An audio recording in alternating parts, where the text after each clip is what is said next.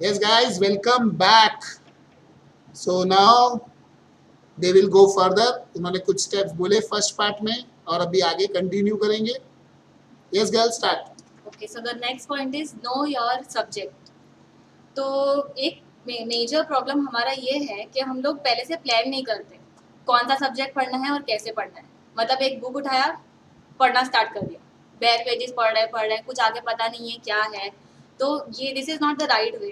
जो भी आप सब्जेक्ट सिलेक्ट कर रहे हो पहले तो उसका इंडेक्स गो थ्रू करो बराबर कि आपके पास कौन से उसमें टॉपिक्स है.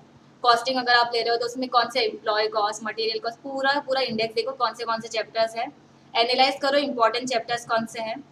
फिर जो भी आप टॉपिक पढ़ रहे हो उसको पहले उसके जितने सपोज 50 पेजेस है एट अ ग्लैंस देखो पहले क्या उसमें क्या क्या टॉपिक है. अगर आपने एक चैप्टर शुरू किया है तो उसमें क्या क्या सेक्शंस है, सब सेक्शंस है, एक बार गो थ्रू करो बैरली मतलब एट अ ग्लैंस. उसके बाद आपको एक आइडिया आ जाएगा कि आपको कितना टाइम लगने वाला है ये पढ़ने के लिए और क्या क्या इसमें पढ़ने वाले हो.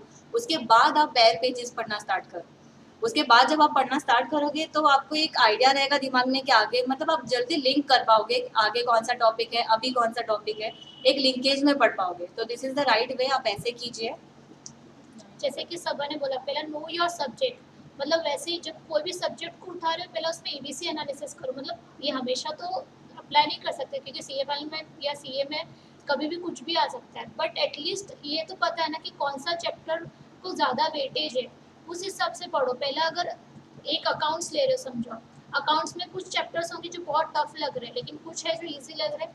टफ सब्जेक्ट एक चैप्टर टफ लिया, उसके बाद में एक छोटा ईजी चैप्टर लो, ताकि उसके बाद इससे क्या होगा तो मोटिवेट भी होंगे, तुम्हारे चैप्टर्स भी कवर हो रहे हैं और पोर्शन भी कवर होते जाएगा. सिमिलरली ये स्ट्रैटेजी तुम सारे चैप्टर सब्जेक्ट के लिए रखो बिकॉज कोई भी एक ऐसा सब्जेक्ट नहीं है जिसमें सारे चैप्टर्स तुम्हें टफ लगेंगे. कुछ तो टफ होंगे, कुछ ईजी लगेंगे. तो कॉम्बिनेशन रखो हमेशा. तो पहला सब्जेक्ट को समझो क्या है उसमें, क्या पढ़ना है तुम्हें एक्चुअली, और उसके बाद में उस हिसाब से एबीसी एनालिसिस करो और फिर पढ़ाई करो. जस्ट ऐसा ही बुक्स उठा के चालू कर दिया तो कुछ ना स्टार्ट हो रहा है, एंड का तो कुछ चांस ही नहीं होगा. हर सब्जेक्ट खाली ओपन करके रीड करते जा रहे हो. और मैं वापस ये एम्फेसाइज करना चाहूंगी जो आफ्टर के स्टूडेंट्स हैं उनके पास पूरा दिन है तो प्लान अभी से करो, पूरा दिन वेस्ट मत जाने दो. ये जो टाइम है ना वो वापस नहीं आएगा. वो जब एक बार आप रिजल्ट पे फेल देख लोगे ना तो वो बर्दाश्त नहीं कर पाते हैं. बहुत बहुत बहुत इम्पोर्टेंट है ये जो इम्पोर्टेंट है ये जो दिन है आपका. आफ्टर के स्टूडेंट्स उसी दिन जो भी पढ़ा रहे हैं कन्हैया सर जाके रिवाइज करो. और टेस्ट के पहले मेक श्योर आप प्रैक्टिस मैनुअल के सम्स कर रहे हो, मॉड्यूल्स कर रहे हो और टेस्ट कंपल्सरीली दो. और डायरेक्ट के स्टूडेंट्स भी ये एक्सक्यूज नहीं प्लीज कि ऑफिस है 30 minutes 1 hour, this is very important. अभी शायद ये सेशन में आप लोगों को इतना नहीं समझ में आएगा बट बाद में वो रिजल्ट के बाद वो जो एक पास देखने के बाद जो खुशी होती ना अगर वो पहले मालूम होती ना तो आई थिंक हर बच्चा उतनी मेहनत करता. डायरेक्ट एंट्री वालों को तो ज़्यादा ही करनी चाहिए बिकॉज नॉर्मल रूट वालों के पास एटलीस्ट एवरीडे टाइम है थोड़ा पढ़ने के लिए, लेकिन डायरेक्ट एंट्री वालों के पास उतना नहीं होता है. ड्यू डेट्स पे ज़्यादा प्रेशर होगा, ऑफिस में रहना पड़ेगा. पर वो केस में वो वाले पीरियड में तुम्हारी पढ़ाई नहीं होगी. एटलीस्ट जब पीरियड में प्रेशर नहीं है ऑफिस में वो पीरियड में तो पढ़ो एटलीस्ट. जब भी ऑफिस में बुक्स हमेशा साथ में लेके जाओ, जब भी टाइम मिल रहा है बुक खोल के पढ़ो. नहीं है बुक्स तो आईसीआई का साइट तो है ही ना, ऑनलाइन चालू कर दो पढ़ना. So their conclusion is like that कि आपको पढ़ना तो है ही. आप एक्सक्यूज नहीं दे सकते हो डायरेक्ट एंट्री वालों की ऑफिस है इसलिए पढ़ाई नहीं कर रहे. दूसरा टेस्ट.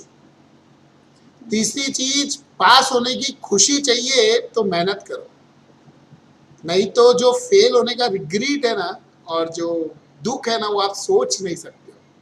वो दुख नहीं चाहिए हमको. तो मेहनत कैसी होनी चाहिए, हमको सेटिस्फेक्शन होना चाहिए. ऐसा फॉर्मेलिटी के लिए मत पढ़ना. बुक खोल के घूम रहे हैं, टेंशन दिखा रहे हैं, मेरे को बहुत टेंशन है, पढ़ना है. इज्जत से दिल से पढ़ो, फॉर्मेलिटी के लिए नहीं, दिखाने के लिए नहीं, बिकॉज आप खुद के लिए पढ़ रहे हो.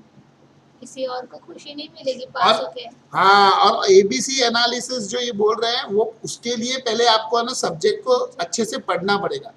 एबीसी एनालिसिस कभी होता है जब आपने 2 बार सब्जेक्ट पढ़ लिया है और उसके बाद उसमें से इजी और टफ चैप्टर, उसमें से जो ज़्यादा पूछते हैं कम पूछते हैं, हमें छोड़ना कुछ नहीं है. जो रेगुलर पूछते हैं उसको ज़्यादा पढ़ना है ताकि वो स्कोरिंग है. जो कभी कभार पूछते हैं उसको पढ़ना था कि एग्जाम में सम आ जाए तो ऐसा नहीं होवे कि हम छोड़ देवे। जैसे अभी रिंकू के साथ फाइनल में हो गया था, अभी हुआ सीए फाइनल। इसने लकीली सब पढ़ा था और पेपर में इस बार वो चैप्टर्स पूछे जो कभी पूछे ही नहीं। ये पास हो गई, आधी दुनिया फेल हो गई। तो सब इसको पूछे तू पास कैसे, इसने बोला मैंने कुछ छोड़ा ही नहीं, सब पढ़ के गई थी। पढ़ना सब है, जो ज्यादा आता है उस पर मेहनत ज्यादा। जो ऐसे कभी कभार पूछते हैं पढ़ना था कि आ जाए तो हम ब्लैंक न हो जाए। हमने कम पढ़ा है वो वाला, लेकिन फिर भी हमने पढ़ा है, बाकी ने पढ़ा ही नहीं है। हमारा आंसर का वेटेज ज्यादा है। Okay, so the next point is do not torture yourself. अभी कैसा है ना, कुछ लोग होते हैं जो बहुत ज़्यादा डरते हैं। डरने की वजह से वो लोग क्या करते हैं, अपने आप को बहुत टॉर्चर करते हैं। मतलब किसी कोई एक फिक्स टाइमिंग नहीं है कि आपको 8 आवर्स या 9 आवर्स या 10 आवर्स पढ़ना ही है। ऐसा कोई फिक्स टाइमिंग नहीं है। ये इसकी वजह से क्या होता है, वो मैं ही हूँ। मतलब मैंने सुन के कि 10 फाइनल में सुन के 14 आवर्स पढ़ना है, 12 आवर्स पढ़ना है। मैंने अपने आप को इतना टॉर्चर किया है। मतलब एक जगह पे बैठती थी तो उठती नहीं थी। उससे क्या हुआ, मेरे हेल्थ पे बहुत इम्फेक्ट पड़ा। मैंने 2 मंथ्स में 15 kg गेन कर लिया था। उससे मेरा माई आईज गॉट इंजर्ड, मतलब सिस्ट आने लगा, बहुत ज़्यादा प्रेशर। तो इतना ज़्यादा खुद को टॉर्चर मत करो, because this is the field that we have selected. We have interest in this field, इसलिए हमने सिलेक्ट किया है। तो थोड़ा एक्साइटमेंट से पढ़ो, एनर्जी होना चाहिए पढ़ने में, पॉजिटिविटी होना चाहिए, नेगेटिविटी बिल्कुल नहीं। अगर आपने जो प्लान किया है उसके अकॉर्डिंग नहीं जा रहा है तो don't worry, breaks are normal, break लेते हो नॉर्मल है। इतना ज़्यादा प्रेशर करने की खुद को ज़रूरत नहीं है। सुबह उठ के तो आप लोगों को पढ़ते टाइम बहुत काम और कंपोज रहने की ज़रूरत है, बहुत काम। तो उसके लिए this is the point that सब लोग इग्नोर कर देते हैं, but meditation is very important. मतलब जब भी कोई सेशन में, मैं खुद सेशन अटेंड करती थी, कोई बोलता था मेडिटेशन करो तो मैं इतना ध्यान नहीं देती थी। बट वो जो सुबह उठ के अगर आप 5 to 10 मिनट तक अपने आप को मेडिटेशन करते हो ना, जब, तो वो जो पूरा दिन आप काम रहते हो, कंपोज रहते हो, वो बहुत इंपॉर्टेंट है स्टडी पढ़ते टाइम। तो उस आप मेडिटेशन कीजिए और अपने अपने माइंड को एकदम फ्रेश रखिए। जैसे कि सबा ने बताया कि मेडिटेट करना है, थोड़ा टॉर्चर ज़्यादा नहीं करना है। वो सेम मैंने भी किया, खुद को टॉर्चर किया कि सब बोलते हैं ना 10 to 12 आवर्स पढ़ना है इंटर में, बिकॉज हम तो डायरेक्ट एंट्री रूट के तो होगा नहीं। लेकिन वो पढ़ना तो है, लेकिन थोड़ा सा पहले से प्रिपेयर है, थोड़ा रिवीजन हो गया है, तो जो स्टडी पीरियड है उसमें हमने जो स्ट्रेटेजी क्रिएट की अपने लिए, जो प्लान बना है, उस हिसाब से पढ़ेंगे तो होगा। ब्रेक लेते रहना है बीच बीच में। 2 आवर्स पढ़ा, अभी बहुत ज़्यादा हो रहा है, बोर्डम हो रहा है, थोड़ा सा ब्रेक ले लो ना, 5 to 10 minutes, half an hour का ले लो, चलो ज़्यादा। ऐसे ही करके पढ़ना है। और जो भी एक पर्टिकुलर डे का टारगेट रखा है ना, उसको ज़्यादा शिफ्ट नहीं करो, बिकॉज आज टारगेट शिफ्ट किया, कल के ऊपर गया, कल का टारगेट फुलफिल नहीं होगा, उसको शिफ्ट किया। ऐसे करके जो 15 डेज में अगर कोई 2 सब्जेक्ट कंप्लीट करने ना, वो होंगे ही नहीं। इसलिए एक दिन का टारगेट एक दिन में कंप्लीट करो। और हम तो ह्यूमन बीइंग से तो मन होगा ही कि थोड़ा बाहर जाना है, बहुत हो गया, रोज पढ़ रही हूँ मैं, ठीक है ना, आज इवनिंग को बाहर जाना है, सुबह जल्दी उठो। सुबह जल्दी उठोगे, वो डे का टारगेट कंप्लीट हो जाएगा जल्दी, और फिर इवनिंग का टाइम है आपके पास। तो हमारे खुद के एंजॉयमेंट के लिए टारगेट को शिफ्ट करना या अपने पढ़ाई को कॉम्प्रोमाइज करना नहीं करना है। तो पढ़ाई करने के बाद ही जाना है। रिंकू जीजा जी के साथ घूमने जाती थी ना, इसलिए सुबह जल्दी उठ के पढ़ाई कर लेती थी, इसलिए after marriage also she cleared both group. तो इसलिए आपको ही बोल रही है कि आपको भी बॉयफ्रेंड गर्लफ्रेंड के साथ जाना है घूमने के लिए, सुबह जल्दी उठ के पढ़ाई करो। See it is very logical कि आपकी प्रायोरिटाइजेशन होनी चाहिए। आपके लिए क्या अच्छा, क्या बुरा, क्या पहले करना है, क्या बाद में करना है, वो आना ही चाहिए आपको। और मुझे लगता है कि बच्चे लोग जब फेल होते हैं ना, तो ये सीख जाते हैं। अब आपको डिसाइड करना है फेल होके सीखना है कि फेल होके पहले सीखना है। जैसे मैं हमेशा क्लास में बोलता था कि पहले आपने जो टारगेट रखा है पढ़ाई का वो पूरा कर लो, फिर जिधर जाना है जाओ। तो 15 दिन का टारगेट रखा है, 14 दिन में खत्म कर लो, तो एक दिन आउट स्टेशन घूम के आ जाओ। पर टारगेट अचीव करो। और टारगेट इजी भी नहीं रखने का, थोड़ा भारी टारगेट रखने का। पता चला है छोटे छोटे 2 चैप्टर खत्म करने हैं, 1 घंटे में होगा, पूरा दिन घूमेंगे, ऐसे नहीं करने का। Be realistic, proper targets you need to set. Specially inter में तो चैप्टर्स एकदम छोटे छोटे, ज़्यादा नहीं पढ़े फाइनल्स के कंपेयर में। तो इंटर में तो हम थियोरी के मॉर्निंग में 2-2 चैप्टर्स भी कंप्लीट कर सकते हैं। उसके बाद में एक प्रैक्टिकल चैप्टर सब्जेक्ट लो, जो टाइम ज़्यादा रहेगा, प्रैक्टिस करनी है उसमें, तो ऑब्वियस है, तो उसमें ज़्यादा टाइम लगेगा।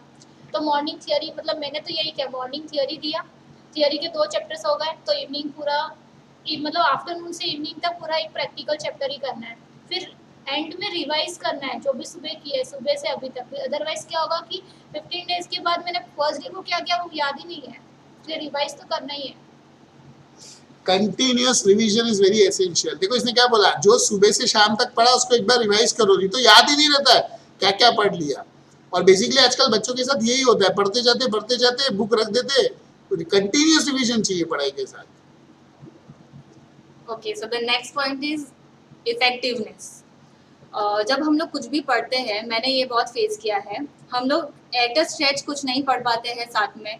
मतलब मेरा कैसा था, मैं 10 मिनट भी नहीं पढ़ पाती थी। मैं 10 मिनट पढ़ती थी, फिर यहाँ वहाँ देखती थी, थोड़ा मोबाइल में सर्फिंग कर लेती थी। तो ये इससे क्या होता था ना, मेरा इफेक्टिवनेस बहुत कम हो जाता था। अभी मैं बोलने को तो मैं I studied for 12 hours, but मेरा क्या इफेक्टिव 12 आवर्स था? नहीं, मेरा इफेक्टिव था 3 आवर्स। तो ये बहुत कुछ काम नहीं आने वाला। अगर 3 आवर्स ही पढ़ रहे हो 12 आवर्स बैठ के, तो ये बहुत ही गंदी, बहुत गलत स्ट्रेटेजी है। तो इसके लिए मैंने बाद में क्या किया, जब मुझे अटेम्प्ट लगा, मैंने नेक्स्ट अटेम्प्ट में पोमोडोरो टेक्निक अप्लाई किया। ये आप गूगल भी कर सकते हो। Pomodoro technique is basically, it is invented in French, तो आप गूगल करना उसको। उसमें कैसा है ना, आपको अपने टाइम को ब्रेक करना है। पोमोडोरोज में ब्रेक करना है। 1 पोमोडोरो विल बी 25 मिनट्स। तो वो जो पोमोडोरो है 25 मिनट्स का, वो आपको इंटैक्ट रखना है। उसमें आपको जरा भी टाइम पास नहीं करना है, ना यहाँ देखना है, ना वहाँ देखना है, ना मोबाइल देखना है, कुछ नहीं। वो 25 मिनट्स जब आपने अपना इंटैक्ट कर लिया ना, फिर आप 5 to 10 मिनट्स का ब्रेक लो। 5 to 10 मैक्सिमम, उससे ज़्यादा नहीं लेना। फिर उसके बाद अपना नेक्स्ट पोमोडोरो स्टार्ट करो 25 मिनट्स का। ऐसे जब 25 मिनट्स के 4 पोमोडोरो हो जाएंगे ना, उसके बाद आप एक थोड़ा लॉन्ग ब्रेक लो, 40 मिनट्स 45 मिनट्स का। तो आप, इससे क्या होगा ना, आपका जो वो 25 मिनट्स का जो आप सेशन कर रहे हो ना, उसमें आपका इफेक्टिवनेस बना रहेगा, और बीच बीच में आपको 40 मिनट्स 5 मिनट्स ब्रेक भी मिलता रहेगा। और ऐसे आप अपने हिसाब से पोमोडोरोस फिक्स कर सकते हैं, आपको एक दिन में कितना करना है। इससे मुझे बहुत बेनिफिट हुआ था, क्योंकि मेरा इफेक्टिवनेस बहुत बढ़ गया था, मेरे इफेक्टिव आवर्स बहुत बढ़ गए थे। तो ये आप इम्प्लीमेंट कर सकते हो। फिर इफेक्टिवनेस पे जैसे सबा ने कहा, उसके बाद में आता है कि हम पढ़ रहे तो है इफेक्टिवली, तभी पढ़ाई हो गई, लेकिन तभी हमें इंपॉर्टेंट पॉइंट्स भी मार्क करने पड़ेंगे। अदरवाइज क्या होगा कि हमने अभी जितना पढ़ा वही वापस नेक्स्ट रिवीजन में पढ़ना है, वैसा पॉसिबल नहीं है। फर्स्ट रिवीजन जो पढ़ा ना, वो फुल रिवीजन, कुछ भी नहीं छोड़ना है। लेकिन जब सेकेंड रिवीजन पे जाएंगे, उसमें थोड़ा कुछ इंपॉर्टेंट पॉइंट मार्क करो। थर्ड रिवीजन पे आते आते उसमें से भी हम और शॉर्ट में कुछ कर सकते हैं, because end of the day में तो हमें शॉर्ट समरी में ही पढ़ना पड़ेगा, पूरा नहीं पढ़ सकते पूरी बुक्स को। इसलिए उसको रिवीजन वाइज थोड़ा शॉर्ट करते जाना है। लेकिन वो तभी होगा जब हमने फर्स्ट रिवीजन अच्छे से किया है, क्योंकि फर्स्ट रिवीजन में ही हम लोग पूरी बुक पढ़ेंगे। जैसे इन्होंने बोला कि हेल्थ इश्यू जो क्रिएट होते हैं, बच्चे लोग जब लीव पीरियड में रहते हैं ना, तो ध्यान नहीं देते। आप मोबाइल पे बैठे हो पर आप फिजिकल एक्टिविटी नहीं कर रहे, इसलिए आदत डालो कि सुबह उठते से ही रोज 5-10 मिनट योगा करो और मेडिटेशन करो, इससे कंसंट्रेशन इंप्रूव होता है। और उसके बाद दिन में, जैसे अभी सबा 25 मिनट्स बोलती है, मैं तो एज अ स्टूडेंट कभी भी 45 सेकेंड के ऊपर पढ़ ही नहीं पाता था। 45 सेकेंड से 1 मिनट मेरा मैक्सिमम टाइम था पढ़ने का। फिर मैं 5 सेकेंड का ब्रेक लेता था, फिर 1 मिनट पढ़ता था, फिर 5 सेकेंड का, ऐसे मेरे चलता था। क्योंकि मैं ना ऐसे बाहर बैठ के पढ़ता था, तो मैं ऐसे 2 लाइन पढ़ूंगा, फिर आजू बाजू देखूंगा कौन क्या कर रहा है, फिर वो 2 लाइन रिवाइज करूंगा, फिर पढ़ूंगा। और सबका अलग अलग होता है। Inbuilt your time pass in break, जो मैंने सीखा है और जो मैंने देखा है। जैसे मैं क्या करता था, सुबह सूरज निकले पहले मेरे से तो आँख खुले नहीं, और मेरे से तो पढ़ाई भी नहीं हुए, काम भी नहीं हुए मेरे से तो कुछ। तो मैं क्या करता था, सुबह 7 बजे, 6:30 बजे के करीब उठता था। उठते से पहला काम चाय लेता था, क्योंकि पहले तो मैं चाय पीता था, अभी नहीं पीता हूँ। तो चाय पीता था आधा गिलास और पढ़ने बैठ जाता था। फिर 9 बजे उठता था, फ्रेश होता था, ब्रश करता था, फिर वापस 9:30 से पढ़ने बैठता था। फिर 12 बजे उठ के खाना वाना खा के सो जाता था 2 घंटे। सो के उठ के नहा धो के वापस पढ़ाई करता था 8, 8:30, 9 तक। 9 बजे खाना खा के मंदिर जाके आऊँगा, फिर 9:15, 9:30 से वापस पढ़ने बैठूंगा 11 बजे तक। फिर 11 बजे मुझे बहुत नींद आने लग जाती थी। 10:30 से 11:30 ना नींद का टाइम है। अगर आप उस समय सोना चाहो तो नींद आ जाएगी, और वो निकाल दिया तो फिर कभी नींद नहीं आएगी। तो मैं 10:30 से 11:30 दूध गर्म करना, ये टाइम पास करते रहता था। फिर वापस पढ़ने बैठता था, 3 बजे तक पढ़ता था, फिर सो जाता था वापस सुबह 6:30। तो मैं रात को 3-4 घंटे सोता था, दिन में 2-3 घंटे सोता था। ऐसे मेरा आदत था, आपको ऐसे फॉलो करने को नहीं बोल रहा हूँ। पर सब्जेक्ट क्या था कि मैंने मेरा ब्रेक स्प्लिट कर दिया है अलग अलग एक्टिविटीज। एक्टिविटीज में, तो ब्रेक भी ले रहा हूँ, एक्टिविटीज भी कर रहा हूँ. So you need to take breaks. Obvious है, आप ह्यूमन बीइंग हो यार. आज की तारीख में अगर मैं किसी स्टूडेंट को मिलूं और वो मुझे बोल देवे कि सर मेरे कोई गर्लफ्रेंड नहीं, बॉयफ्रेंड नहीं, विश्वास के लायक ही नहीं है फिर वो तो, बरोबर. क्योंकि आजकल के बच्चे बड़े नालायक होते हैं, ऐसा इतना आसान है ही नहीं. जैसे अभी देखो, रिंकू आंटी तो फटाफट शादी कर डाली, बोले कहीं बॉयफ्रेंड छोड़ के ना भाग जाए मुझे. आपको पूरी कहानी बताऊंगा रिंकू आंटी की तो आप परेशान हो जाओगे बहुत. आप ध्यान रखो, जीजाजी बाजू में ही रहते थे इसलिए तो हम चिढ़ाते थे, जीजाजी और दोनों छत पे मिलते थे. तो कंक्लूजन ये है कि time pass is obvious, but we need to break it, we need to control it. और हम अगर हमारा टारगेट अचीव करेंगे जल्दी तो हम एक दिन मूवी देखने चले गए, घूमने चले गए, दैट इज पॉसिबल. बरोबर. Continue girls.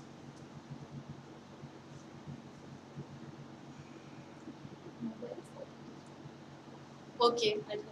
या So the next point that I want to discuss is regarding social media and mobile phones. तो मैंने बहुत मेरे फ्रेंड्स को ऐसा देखा है ना, जब जब स्टडी लीव या जो भी आफ्टर वाले जो है जब पढ़ाई करते हैं, तो कुछ लोग जो बहुत अपने आप को स्ट्रिक्ट कर लेते हैं कि नहीं मैं तो अभी सब uninstall, Instagram uninstall, Facebook uninstall, सब कुछ अनइंस्टॉल, क्योंकि मुझे पढ़ाई करनी है.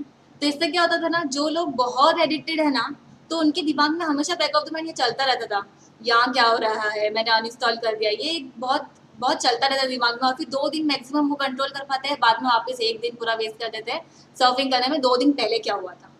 तो ये मुझे नहीं लगता ये एक सही स्ट्रेटेजी है. इंस्टेड ऑफ दिस आप क्या कर सकते हो ना, पूरे दिन में एक टाइम फिक्स कर सकते हो, हाफ एन आवर का, सपोज कि चलो मैं रात को 9 to 9:15, 9:20 मैंने जो भी मुझे देखना है, जो भी एंटरटेनमेंट फॉर एंटरटेनमेंट पर्पस मैं करके I will start studying again. तो ऐसा क्या होगा ना, पूरे दिन में फिर आप वो सोचते नहीं रहोगे, क्योंकि आपको पता है मैं रात में देखने वाली हूँ. तो आप पूरा दिन फिर स्विच ऑफ आपका फोन रख सकते हो, रात में थोड़ी देर चालू करके अपना जो भी सर्फिंग करना है वो कर सकते हैं. तो ये एक मैंने फॉलो किया था मेरे नेक्स्ट अटेम्प्ट में. फर्स्ट अटेम्प्ट में मेरा यही सीन था, मैं बहुत अनइंस्टॉल खेल रही थी, बट वो नहीं हो रहा था, क्योंकि we all a young generation, we are addicted. Let's accept we are addicted. वो addiction it's like you know बहुत गंदा एडिक्शन जो ऐसे ही नहीं छूट जाएगा. You need time to then you know उसको छोड़ने के लिए. तो ऐसा डायरेक्ट आप बोलोगे मैं अनइंस्टॉल कर दूं, मैं छोड़ दूं, ये नहीं होगा. तो आप सिस्टमेटिक करें, अपने आप को वापस टॉर्चर ना करें. आधा घंटा 20 मिनट्स थोड़ा दे सकते हैं, कंट्रोल करें. Then come written practice. Written practice बहुत मैंडेटरी है, बिकॉज एग्जाम में 3 आवर्स में हमें लिखना है पेपर, और कंप्लीट कब होगा जब हमने ऑलरेडी प्रैक्टिस की है. एक तो प्रैक्टिकल सब्जेक्ट वो ऑडिट नहीं करना है, उसको प्रॉपरली प्रैक्टिस करना है, सारे सम सॉल्व करने हैं. पहले तो क्लासेस के नोट्स के जितने सम है वो सॉल्व कर दो, वो हो जाए तो फिर मॉड्यूल पे जाओ और मॉड्यूल के सारे सम सॉल्व करो. वो होने के बाद फिर आप एमटीपी करो, आरटीपी करो, पास्ट पेपर्स करो, तो ही तुम्हें कॉन्फिडेंस आएगा कि वो 3 आवर्स में तुम अटेम्प्ट कर सकते हो. थियोरी सब्जेक्ट है तो वो भी ऐसा नहीं है कि सिर्फ थियोरी पढ़ के हो गया. थियोरी पढ़ने के बाद पेपर सॉल्व करो, RTP, MTP, past papers. 3 hours का टाइम रखो और 3 आवर्स के पीरियड में पूरा सॉल्व करो. 100 मार्क्स अटेम्प्ट करने का पूरा मतलब ऐसा रखना है टारगेट के अंदर में 100 मार्क्स अटेम्प्ट करना है. बिकॉज 100 मार्क्स में ऐसा होगा कि कुछ 5 marks, 10 marks, may be 15 marks का ऐसा होगा जो आउट ऑफ द बॉक्स से तुम्हें नहीं आ रहा है, तो वो तो वैसे भी तुम्हारा ऑप्शन में जा रहा है ना. तो अगर वो भी 100 मार्क्स का अटेम्प्ट नहीं कर रहे हो, 80 मार्क्स का टारगेट रखा है, उसमें 15-20 मार्क्स चला गया, बचा क्या? कैसे आएगा एग्जामिनेशन और कैसे होंगे फिर पास? और लेट मी टेल यू, ये जो डायरेक्ट एंट्री के स्टूडेंट्स रहते हैं ना, वो थोड़े से ज़्यादा ओवर कॉन्फिडेंट हो जाते हैं, क्योंकि उनको ऐसा लगता है बीकॉम किया है, थोड़ा नॉलेज है, हम लोगों को ज़्यादा आफ्टर से ज़्यादा नॉलेज है. तो वो लोग क्या करते हैं, वो लोग ज़्यादा ऑडिटिंग करते हैं, मतलब प्रैक्टिस नहीं करते, टेबुलर फॉर्म नहीं, कुछ प्रैक्टिस नहीं, वो लोग ऑडिटिंग करके अकाउंट्स पढ़ते हैं. तो वो लोग मेजर ड्रॉबैक फेस करते हैं, क्योंकि उनका पेपर टाइम पे कंप्लीट नहीं हो पाता है. तो ये बहुत इंपॉर्टेंट है, क्योंकि मेरे बैच में, मैं आफ्टर बैच थी, मैं अकेले क्लियर हुई थी, कोई और क्लियर नहीं हुआ था, कोई बीकॉम वाला क्लियर नहीं हुआ था. कुछ ऐसा नहीं था कि डायरेक्ट एंट्री तो थोड़ा प्रिविलेज है. तो थोड़ा सा लेवल रखो, ज़्यादा भी ओवर कॉन्फिडेंट मत हो जाओ, ज़्यादा अंडर कॉन्फिडेंट भी मत हो जाओ. प्रैक्टिस करते रहो, क्योंकि प्रैक्टिस मेक्स मैन परफेक्ट. और स्टूडेंट्स हमेशा ऐसे ही होते हैं, उनको पढ़ना ही है, नहीं करेंगे तो कुछ नहीं होगा और डांट भी खानी है. हाँ, रिंकू तो 2 जन से डांट खाती थी, जीजा जी से भी और पापा से भी. Disadvantage of getting married early. और देखो क्या है, प्रैक्टिकल सब्जेक्ट आप ना क्वेश्चन रीड किया, 4000 पेजेस क्वेश्चन में रीड किया, नोटबुक में टिक किया, ये कोई पढ़ने का तरीका है क्या? आपको पता तो होना चाहिए कि सम कैसे ड्रॉ करना है, कैसे लिखना है. तो you need to practice yourself. आपको खुद के लिए सॉल्व करना है, किसी और के लिए नहीं सॉल्व करना है, समझे? तो ये बहुत बहुत एसेंशियल है, और जो आजकल बच्चे नहीं करते। 2 सम सॉल्व करेंगे फिर 5 सम ऑडिट करेंगे। जितना लिख के सॉल्व करोगे उतना आपका फायदा है, आपकी स्पीड बढ़ेगी और पेपर कंप्लीट होगा, एग्जाम में टेंशन नहीं आएगा। मैंने तो अभी फाइनल एग्जाम्स के लिए भी 4 to 5 टाइम्स सारे सम सॉल्व करके लिए है ताकि वो प्रैक्टिस हो जाए मेरे। Okay, so the next point that I want to highlight is section numbers. Okay, so quoting section numbers is nice. जब आप quote करते हो तो एग्जामिनर को एक अच्छा लुक मिलता है, एम्फसाइज अच्छा होता है, इम्पोर्टेंस है, बट ये जरूरी दैट इज नॉट मैंडेटरी। कुछ लोग क्या करते हैं, सेक्शन नंबर्स इतना ज़्यादा फोकस करते हैं, इतना ज़्यादा याद करते हैं और जाके एंड में मिक्स करके गलत लिख के आते हैं। याद रखो, अगर आपने सेक्शन नंबर गलत लिख दिया तो वो पूरा आंसर ही आपको रॉन्ग मिल जाएगा। तो अगर आपको नहीं याद हो रहा है सेक्शन नंबर, खुद को टॉर्चर मत करो, इंपॉर्टेंट सेक्शन नंबर्स याद रख लो। बाकी जरूरी नहीं है एक एक सेक्शन नंबर आपको याद हो। याद है एकदम 100% कंफर्म हो तो ही लिखना। गलती से भी गलत सेक्शन नंबर मत कोट करके आना। पूरे पेपर में सेक्शन नंबर नहीं लिखोगे चलेगा, बट गलत मत कोट करना, करेक्ट कोट करना हमेशा। फिर इसके बाद में आता है कि हमें बुक्स क्या रेफर करनी है। फर्स्ट तो ICI मॉड्यूल, वो हमारा बाइबल है, उसी को यूज़ करना है और कुछ जाना ही नहीं है। दूसरा, पहला ICI मॉड्यूल पे जाने से पहले क्लासेस के नोट्स पूरे कर लो, क्योंकि वो करने के बाद ही हम लोग ICI के मॉड्यूल सॉल्व कर पाएंगे, अदरवाइज वो सॉल्व नहीं होंगे हमसे। फिर RTP, MTP, पास्ट पेपर्स, ये इनफ है, और ये होने के बाद वैसे भी टाइम नहीं बचेगा करने के लिए कुछ। और आप लोग उसके बाद ही क्वेश्चन पेपर देखोगे तो आपको समझ में आ जाएगा कि उतना ही सफिशिएंट, उससे ज़्यादा आपको करना ही नहीं है। और जैसे कि अगर फॉर एग्जांपल मैंने जब भी रेफरेंस बुक रेफर करने की कोशिश की है, मैंने हमेशा कॉम्प्रोमाइज़ किया है विद मॉड्यूल। ऐसा नहीं था कि मेरे पास मॉड्यूल करने के बाद टाइम बचा और मैंने रेफरेंस बुक किया। मैंने गलती यही की थी कि मैं इतना 2, 3, 4, 5 ऐसे रेफरेंस बुक के पीछे भाग रही थी, मैंने एंड में मॉड्यूल्स नहीं किया और questions were all module based. तो मैंने फिर नेक्स्ट अटेम्प्ट में ये इम्प्रूव किया कि मैंने सारे रेफरेंस बुक उठा के फेंके और मॉड्यूल के सम्स, क्लासेस के notes, illustrations, PM, RTP, MTP, ये सब पास पेपर्स, मिनिमम 2 पास अटेम्प्ट्स, मैक्सिमम 4, उससे ज़्यादा आपके पास टाइम है तो उतना करो। इतना करने के बाद ऑलरेडी आपको टाइम नहीं रहेगा। सो गाइस, अपने को इंस्टीट्यूट के मटेरियल पे बहुत फोकस करना है, और सबसे बड़ी चीज़ क्या है कि आप जो पढ़ते हो आपको याद रहना चाहिए। ये लोगों ने देखो 2-3 चीज़ पे बहुत फोकस किया, रिवीजन करने का, और जो याद करने वाली चीज़ है ना क्लासेस के साथ ही हो सकती है, बाद में नहीं हो सकती। लीव पीरियड में you can not put your time for by heart, वो रिविजन के लिए है। तो क्लासेस के साथ कोई भी थियरी सब्जेक्ट चले, इमीडिएट याद करो, इमीडिएट पढ़ो, ताकि बाद में आसान हो जाए। And if possible make your hand written notes, that I feel that is great idea. Because ये बच्चों को मैं बोलता था ना, ये लोग कुछ कुछ बनाते थे, रिंकू बनाती थी, सबा भी कुछ कुछ बनाती थी। मैं बोलता था कि जो तुम लॉ पढ़ रहे हो, ऑडिट पढ़ रहे हो, थोड़े अपने क्रिस्प नोट्स बना लो थोड़े, कि जो आपको लास्ट टाइम पढ़ने को बहुत काम आए। तो वो अभी पढ़ सकते हो, आप अभी बना सकते हो, आप लीव पीरियड में नहीं बना सकते हो। तो याद करने वाला पार्ट अभी, सेक्शन नंबर नाम अभी याद कर लो। जैसे मैं इनको ना जब इंडेक्स वगैरह फायर में पढ़ाता था तो मैंने वही किया था। मैंने क्या किया था कि इनको सब याद करवाया था। इनको बोलता था रोज सुबह नहाते समय एक बार सब बोलो, दोपहर को ऑफिस में बोलो, लंच के समय, रात को सोने के पहले बोलो, तो इनको याद हो गया था वो सब। तो और कॉम्प्रोमाइज नहीं करना है। जैसे आप सेक्शन नाम नंबर याद कर लिए, फिर आपने बुक या नोट्स खोला तो उसमें देखा कि ये नंबर है, ये तो ये नाम है, मेरे को आता है, ऐसा नहीं। नाम नंबर याद करने के बाद अंदर का कंटेंट भी रेगुलर पढ़ना है। ऐसा नहीं नाम नंबर देखा ये मुझे आता है छोड़ दिया, वैसा नहीं करना कभी। बरोबर? Yes sir, tell me. आप जैसे इंडेक्स का बोल रहे थे नंबर एंड ऑल याद करने के लिए, तो देखो आप ऐसा समरीज टाइप बना सकते हैं। कलरफुल बनाने से क्या होता है ना, हम लोग जब ये बार बार पढ़ते हैं एग्जाम में, हम लोगों को ये कलर से भी थोड़ा थोड़ा याद आता है, नंबर एंड ऑल। तो ये मैंने स्टिक कर लिया था, ऐसा एक और एक बना के मैंने अपने सामने स्टिक कर लिया था, मैं रोज पढ़ती थी। और फिर नोट्स इंडेक्स वगैरह की मैं दिखा देती हूँ। जो भी आप जैसे अकाउंटिंग स्टैंडर्ड, इंडेक्स जो भी पढ़ रहे हो, क्लासेस में पढ़ने के बाद आप अपना एक खुद का नोट्स बना लीजिए ऐसा। तो क्या लास्ट डे पे मैं सिर्फ मेरे नोट्स पढ़ के जाती थी। अब लास्ट डे पे आप कुछ भी मेजर कवर नहीं कर पाओगे, आपको एक समरी चाहिए ही। अगर समरी नहीं होगी तो आप लास्ट डे यूज़ नहीं कर पाओगे, और जो आप लास्ट डे पे रिवाइज करते हो वो इमीडिएटली आपको एग्जाम पेपर में रिकलेक्ट होता है 3 आवर्स में। तो आपको बहुत ज़रूरी आपके पास एक शॉर्ट समरी प्रिपेयर होना चाहिए। तो जैसे कन्हैया सर हमेशा बोलते हैं 3 हाईलाइटर रूल।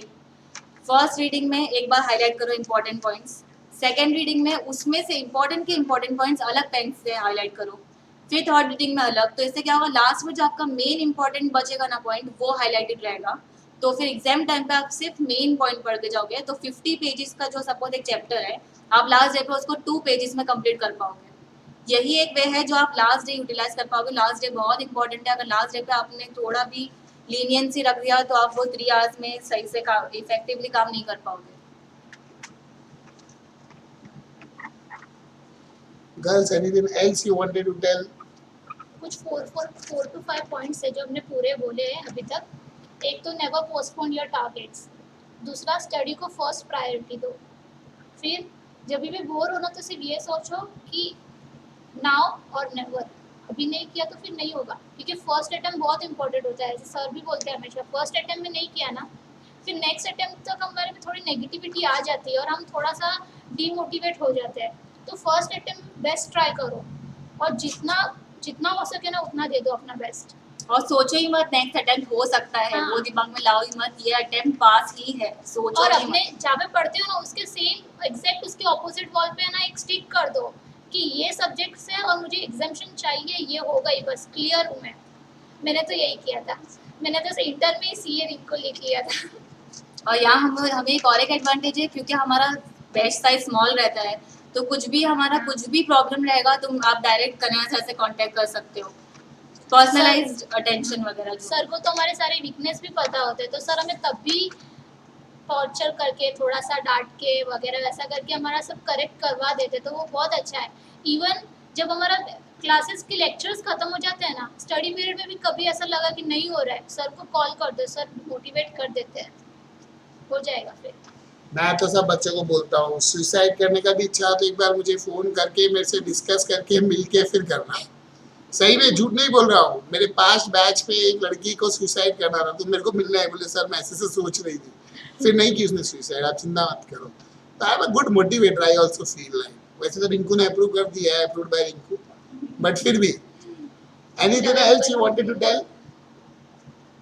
बस lastly I just emphasize test दो, क्योंकि मैंने सुना है कन्या सर से बहुत कम लोग टेस्ट देते हैं। हाँ, टेस्ट बहुत गलत जा रहे हो, टेस्ट नहीं दे रहे हो तो टेस्ट भले, अगर प्रिपरेशन नहीं भी हुई तो तुम लोग टेस्ट को बैठो, 20 में से 2 मार्क्स लाओ पर बैठो, तुम लोग को समझेगा क्वेश्चंस क्या आ रहे हैं, वो बहुत इम्पैक्ट करता है। टेस्ट दो वापस, यही डायरेक्ट एंट्री वाले बहुत मिस करते हैं टेस्ट को, ऑफिस के ये एक्सक्यूज दे के कि नहीं होगा, टाइम नहीं मैनेज हो रहा है, और फिर टेस्ट नहीं देते और उसका इफेक्ट हो जाता है एग्जाम में, क्योंकि हम पहले से प्रिपेयर ही नहीं है, हम सिर्फ हाँ हो गया करते हैं, लेकिन कुछ नहीं होता है। अच्छा गाइस, अभी मैं आपका डाउट सेशन स्टार्ट करूंगा इसके बाद, तो एक 2 मिनट का मैं आपको ब्रेक दूंगा, so that you may right your doubts. फिर सब वीडियो ऑन रखने का या हैंड रेज करने का और माइक ऑन करके मुझे बोलने का कि मेरे को डाउट पूछना है, तो मैं इनको डाउट ये आपके इमीडिएट कुछ भी पूछने का रहेगा तो बोल सकते हैं आपके, बरोबर। तो हम आते हैं ये पर्टिकुलर सेशन सेव करके, एंड थर्ड पार्ट में विल स्टार्ट विथ डाउट्स।